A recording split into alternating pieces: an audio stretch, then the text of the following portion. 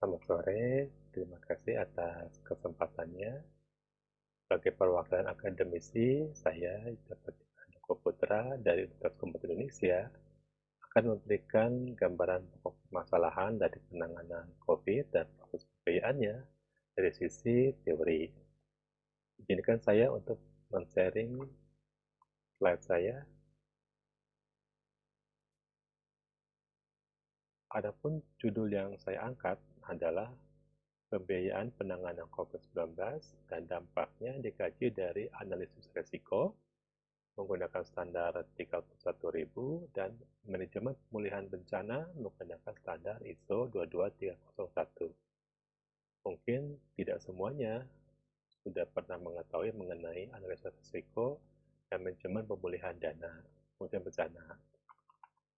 Pada kesempatan ini, saya akan mencoba menceritakan dari sisi pengertian dan pemahaman secara sederhana yang mudah-mudahan dapat diterima dengan baik, dan jika ada pertanyaan, kita akan masuk kepada sesi tanya jawab. Slide saya hanya ada satu, isinya berupa proses pemetaan dan juga berupa model berpikir mengenai penyusunan dari pendanaan berdasarkan risiko. Mengapa saya angkat dasarnya adalah risiko? Karena yang namanya penyusunan biaya itu biasanya kan berdasarkan dari pengeluaran tahun-tahun sebelumnya. Tapi karena ini adalah suatu musibah, jadi kita tidak tahu berapa jumlah yang harus kita keluarkan. Sehingga cara paling tepat pendekatannya menurut saya adalah dari sisi risiko. Dari sisi risiko apa saja yang harus kita bahas? Pertama, pemerintah sudah menetapkan 6 domain risiko, mulai dari kesehatan, dukungan UMKM, perlindungan sosial, insentif dunia usaha, pembiayaan korporasi, dan kementerian, lembaga, dan Pemda. Ini merupakan domain risiko yang sudah dipilih oleh pemerintah. Dengan besarnya pembiayaan, itu adalah pada proses dari dukungan UMKM, perlindungan sosial. Kita menerapkan sampai sekitar 600-an triliun. Mungkin nanti pembicara berikutnya akan menjelaskan mengenai ini.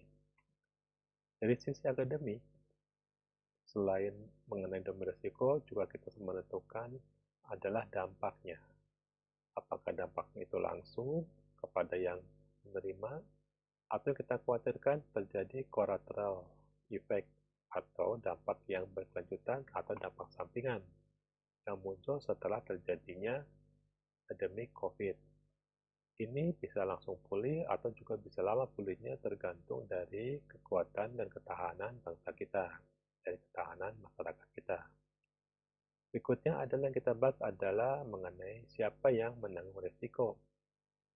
Di sini kita berbicara mengenai sensitivitas dari yang mengenai risiko. Apakah itu masyarakat, pemerintah, kemudian mengenai kerentanan. Bagaimana kekuatan dan kelemahan dari para penanggung risiko tersebut. Risiko ini adalah 6 domain tadi yang sudah dipilih oleh pemerintah. Kemudian jenis pembiayaan. Sudah diceritakan bahwa risiko ini biasanya tidak termasuk kepada bencana, tapi kepada musibah. Jarang ada orang yang biasanya menabung untuk sakit. Mungkin sudah dibantu dengan asuransi, tapi hampir sebagian besar orang Indonesia itu tidak pernah menabung untuk sakit. Kemudian dari sisi tingkat risiko, kita harus menentukan level dari risiko. Mungkin para pendengar sudah biasa mendengar ada daerah zona merah, zona hijau, itu merupakan level dari tingkat risiko. Ini nanti akan menentukan bagaimana kemampuan dalam menanganinya.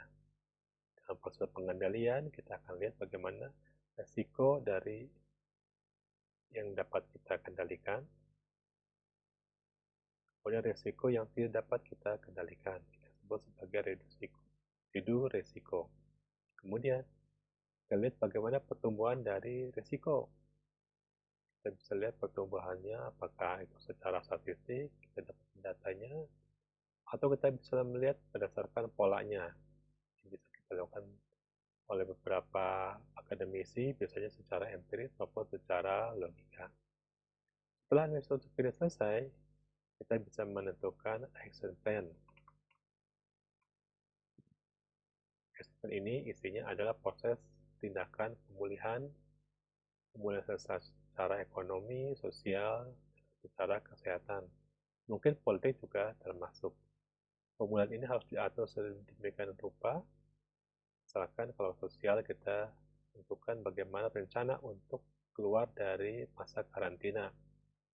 Atau kalau secara ekonomi, dengan pemulihan dengan memberikan beberapa stimulus, memberikan beberapa insentif pajak, restrukturisasi hutang, dan merupakan proses pemulihan. Pemulihan kesehatan ini dengan menjaga kesehatan masyarakat dan kesehatan pribadi. Action plan berikutnya adalah bersifat mengenai pencegahan pandemi lanjutan.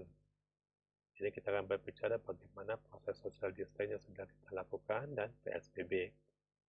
Kemudian bagaimana pembelajaran dalam masa pandemi ini. Bagaimana mengajari masyarakat atas pentingnya untuk memelihara kesehatan dan bagaimana mencari perbaikan-perbaikan yang harus dilakukan untuk meningkatkan kesehatan tersebut dan memperbaiki pemulihan tersebut. Jadi ada pemulihan, ada pencegahan. Dari sini setelah kita susun, maka perlu kita menentukan pendanaan. Pendanaan ini menentukan bagaimana jumlah dana yang harus kita gunakan untuk apa. Tujuannya adalah untuk proses perbaikan.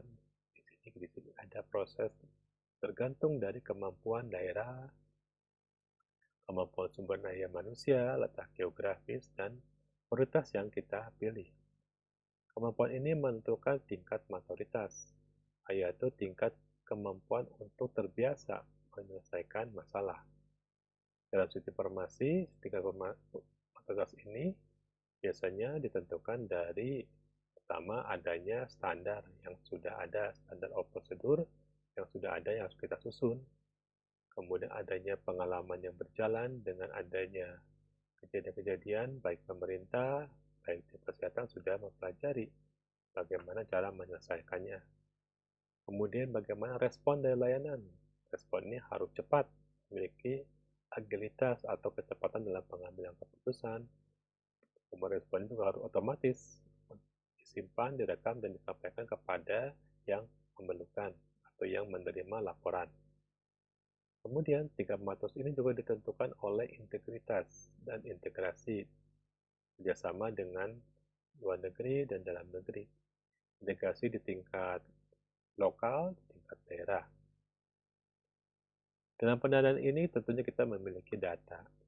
Data ini tidak mudah karena terus terang Biro Jasa Statistik pun mengalami kesukaran karena data ini kan bukan data yang setiap tahun memiliki pola dan konsensus. Data ini bisa berubah-ubah sehingga perlu adanya pengamasan dalam implementasinya. Pengawasan ini bisa menggunakan lembaga, bisa menggunakan perwakilan masyarakat, atau bisa menggunakan sistem. Dalam sistem ini kita harus awasi, baik lembaga maupun sistem akan mengawasi jangan sampai terjadi fraud, terjadi pemalsuan data, atau jangan sampai terjadi adanya pelanggaran dari segregation of duty, yaitu orang yang punya kewenangan untuk mengelola transaksi dari awal sampai akhir dengan tanpa adanya pengawasan orang lain. Segregation of duty. Masalah berikutnya adalah pendanaan itu dari mana sumber dananya. Karena kalau sifatnya adalah suatu musibah, kita tidak pernah menganggarkan dana musibah karena kita tidak tahu musibah apa yang akan terjadi. Apakah terjadinya COVID itu adalah pada awal tahun. Kemudian bagaimana dana sifat ini, apakah dana taktis yang suatu waktu dapat digunakan, disimpan, dicadangkan, atau memang dana yang tidak punya anggaran. Harus diterjang kembali peraturannya, terus menyusun perundangan dan peraturan untuk proses pendanaan ini. Kemudian tidak lepas pentingnya adalah mengenai target dari pendanaan. Kita harus tahu siapa saja kalangan yang didanai, apakah itu UMKM, masyarakat kecil, atau adalah korporasi, spektrumnya harus jelas. Kemudian berapa besar dananya yang harus diberikan pada masing-masing komponen. Pemerintah sudah berulang kali melakukan proses penyusunan budgeting secara menyeluruh. Tetapi karena Indonesia sifatnya geografis yang memiliki kepulauan dan memiliki laut, itu mungkin agak susah untuk proses dari penentuan besarnya dana. Pengawasan diperlukan untuk Indonesia yang memiliki daerah yang terpisah. Kemudian diperlukan standar. Bagaimana standar dari pembayaran? Di sini ada standar operasional untuk tindakan, tapi juga kita memerlukan standar berapa anggarannya, berapa bakunya untuk setiap daerah tentunya tidak bisa disamakan. Standar untuk pengadaan barang, standar untuk pembelian alat-alat kesehatan, dan standar untuk proses insentif masyarakat atau stimulus pada masyarakat. Itu kira-kira dari saya. Kita akan masuk ke dalam kolom sesi pertanyaan.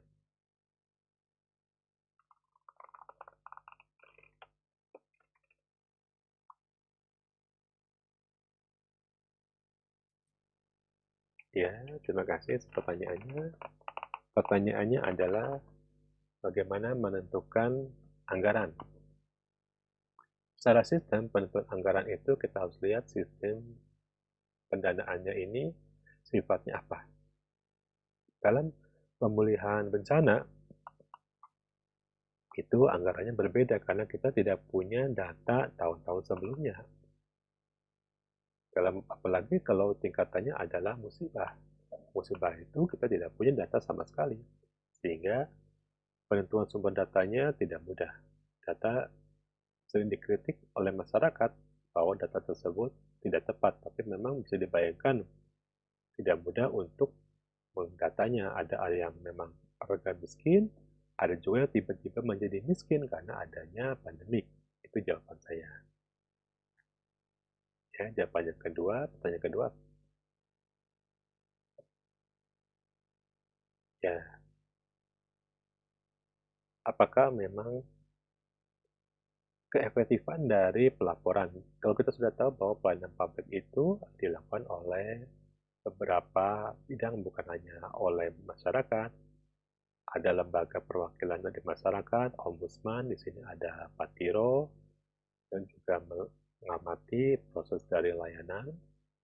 Nanti akan bercerita lebih banyak setelah saya. Tapi tentunya dalam pengawasan ini, kita tidak bisa menjadi detektif. Kita tidak bisa melakukan proses penelusuran. Kita hanya bisa melihat perilaku yang terjadi di masyarakat dan data yang kita lihat secara pengamatan langsung.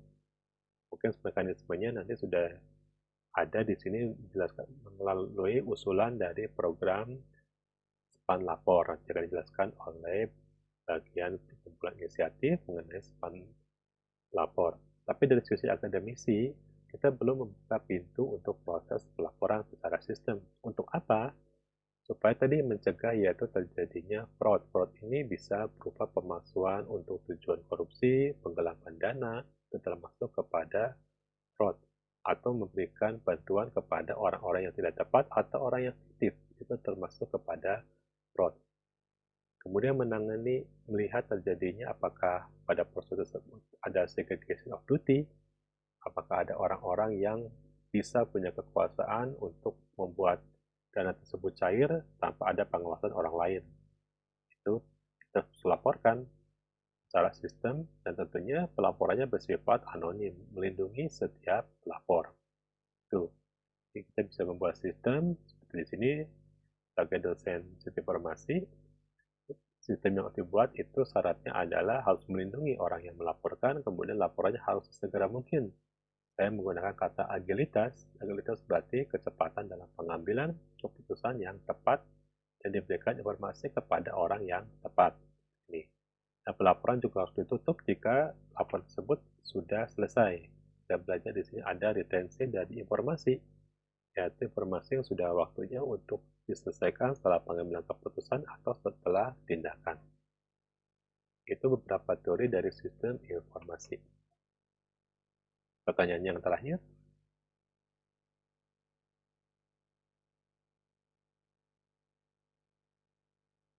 Hmm, ya, oke. Jadi, apakah memang perlu di masa COVID ini kita harus mengetahui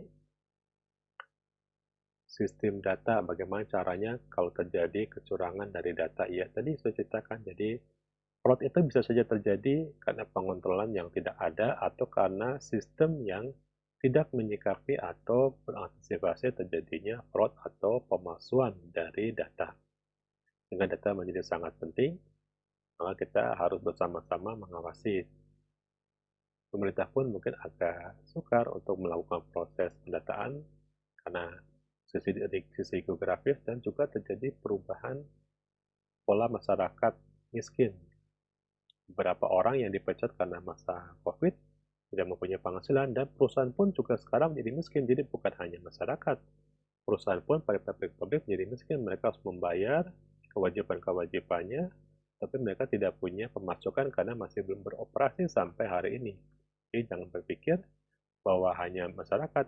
Pemerintah kalau dilakukan prioritas tentunya akan memprioritaskan untuk menolong UMKM dan korporasi supaya mereka bisa berjalan dan tidak terlilit hutang atau mereka bisa beroperasi dengan modal yang terus berjalan. Sekarang maka modalnya mungkin sudah akan berkurang atau mungkin hampir habis karena kewajiban yang terbesar sedangkan pemasukan tidak ada. Oke, terima kasih atas pertanyaannya. Saya silakan kembali kepada moderator.